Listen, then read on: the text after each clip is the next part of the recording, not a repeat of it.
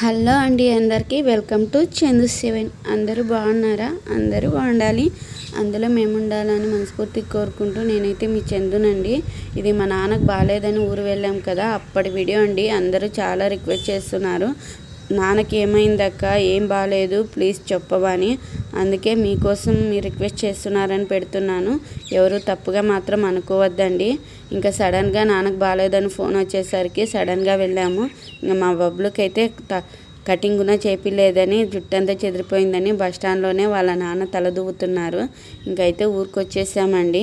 మా నాన్నకైతే కూడా 15 years back పెరాసిస్ attack అయింది. అప్పటి నుంచి అసలు ఏం పని చేయడండి. ఇంట్లోకి బయటికి తన పని తాను మాత్రమే చేసుకుంటాడు. నడవడానికి కూడా రాదు, అలాగే ఉన్నింది. కానీ ఇప్పుడు మాత్రము ఇంకా రేర్గా వచ్చే ప్రాబ్లం వచ్చిందంట అండి. అదేమంటే యూరిన్ కట్ అయింది. యూరిన్ పాస్ పోసే దగ్గర చిన్న గడ్డ మాదిరి అయ్యి యూరిన్కి అడ్డం పడుతూ ఉందంట అండి. అందుకే అది కట్ అయిందంట, పాస్ కట్ అయినాయి. అందుకే పైప్ పెట్టినారు. ఈ పైపు ఆపరేషన్ చేస్తారంటండి ఏజ్లో ఉండే వాళ్ళకైతే. కానీ ఏజ్ అయిపోయింది, ఇంకా ఆపరేషన్ చేయడానికి కుదరదు. ఇంకా ఉన్నన్నాళ్ళు ఇలాగే పైప్ పెట్టి ఇలాగే ఉండాల్సిందే అని చెప్పారంట డాక్టర్లు. ఏం చేయాలో అర్థం కావటం లేదండి. మా నాన్న నాకు మాటలు రావటం లేదు. ఇంకా ఇది నెక్స్ట్ మళ్ళీ చెప్తాను దాని గురించి. ఇంక ఇప్పుడైతే మా తమ్ముళ్ళకి ఎలాగో వెళ్ళాను కదా, గణపతి పండగ వరకు రాఖీ కట్టచ్చు అని చెప్పిరండి. అందుకే వెళ్ళానని చెప్పి మా తమ్ముళ్ళకైతే రాఖీ కడుతున్నాను. ఇప్పుడు కట్టేది మాత్రం మా సొంత తమ్మునికండి. నాకు 2 తమ్ముళ్ళు, నేను ఒక్కదాన్నే ఉండేది. కొన్నిసార్లు అనిపిస్తుందండి, నాకు ఒక అక్క చెల్లెలు ఉంటే చాలా బాగుండేది. మన కష్ట సుఖాలు ఏవైనా కానీ ఆడవాళ్ళకి చెప్పుకునేట్లా మగవాళ్ళకి చెప్పుకోలేము కదండి, అలాగ అనిపిస్తుంది. కానీ నేను ఉండేది ఒక్కదాన్నే, కానీ ఏం చేయలేను. ఇంకా పక్కన ఉండేది 2 మా తమ్ముని ఫ్రెండ్స్ అండి. కానీ వాళ్ళని కూడా నేను తమ్ముళ్ళకే చూస్తాను. అందుకే వాళ్ళకు కూడా రాఖీలు కడుతున్నాను. ఆడపిల్లల జీవితము చాలా విచిత్రమైందండి. కానీ తలుచుకుంటే చాలా బాధ అనిపిస్తుంది. ఏదైనా పెళ్ళికి ముందు ఉన్నట్లు పెళ్ళి అయిన తర్వాత ఉండదు. ప్రతి ఒక్కదానికి పర్మిషన్స్, ఎక్కడికి వెళ్ళాలన్నా ఏం చేయాలన్నా. నా పెళ్ళి ఇప్పటికి 17 ఇయర్స్ అవుతుంది. అప్పటి నుంచి ఒక 2 ఇయర్స్ 3 ఇయర్స్ వెళ్ళింటాను రాఖీ పండగకి కట్టడానికి. ఇంకా తర్వాత అస్సలు వెళ్ళలేదండి. ఏం చేద్దాం చెప్పండి, ఇంతే, ఇంకా సరిపెట్టుకోవాల్సిందే. ఇంకా అలాగే ఇంకా మా చిన్నాన్న కొడుకు కూడా రాఖీ కట్టడానికి వెళ్ళానండి. మా నాన్న వాళ్ళు 2 అన్నదమ్ములు, వాళ్ళిద్దరికి కలిపి నేను ఒక్కదాన్నే ఆడపిల్లని. అందుకే మా చిన్నాన్నకి ఒక్కడే కొడుకు. ఇంకా వానికి కూడా రాఖీ కట్టాను. ఇంకా వీళ్ళకి కట్టి వానికి కట్టకపోతే బాగా ఫీల్ అయిపోతాడండి. మొదలే చాలా ఫీలింగ్ పెట్టుకుంటాడు వాడైతే కూడా. ఇంకా తర్వాత మా నాన్నని చూడడానికైతే మా పెద్దమ్మోళ్ళు, మా అత్త వాళ్ళు అందరూ చాలానే వచ్చారండి. ఇక్కడ ఇదైతే మా అమ్మ వాళ్ళు కట్టిస్తుండే ఇల్లు అండి. ఇప్పుడు ఉండేది బాడిగ ఇల్లు, ఇది సొంతం ఇల్లు.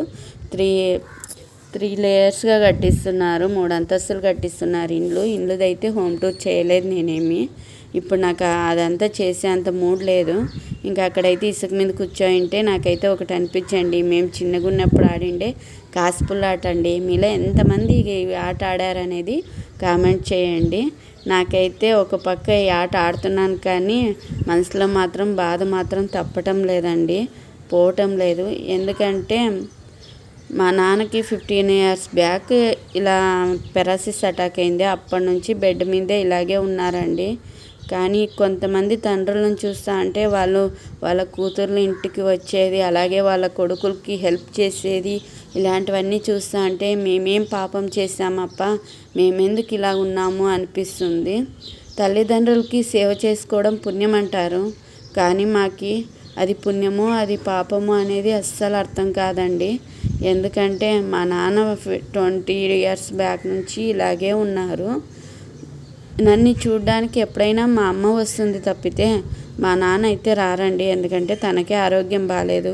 కానీ తనకి బాగుంటే నన్ను చూడడానికి 3 నెలలకి 6 నెలలకు ఒకసారన్నా వచ్చేవారు కదా అని చిన్న బాధ అండి. కొంతమందిని చూస్తూ ఉంటే వాళ్ళు హెల్ప్ చేయడము, కూతుర్లను చూసేకి రావడము, అలాంటివన్నీ చూస్తూ ఉంటే నాకు అలాగే అనిపిస్తుంది. కానీ ఏం చేయలేము, మా దురదృష్టము ఏమో అనిపిస్తుంది ఒక్కొక్కసారి. ఇంకా ఇదైతే కాలభైరవుని గుడి అండి. అమావాస్య రోజు గుమ్మడికాయ కాలభైరవుని గుడిలో పెట్టించుకొని పూజ చేయించుకొని ఇంటికి కట్టుకున్నామంటే చాలా మంచిదంటండి. ఇంకెలాగో ఊరు వెళ్ళాను కదా, అక్కడ ఆ రోజు ఆదివారం అమావాస్య వచ్చిండే.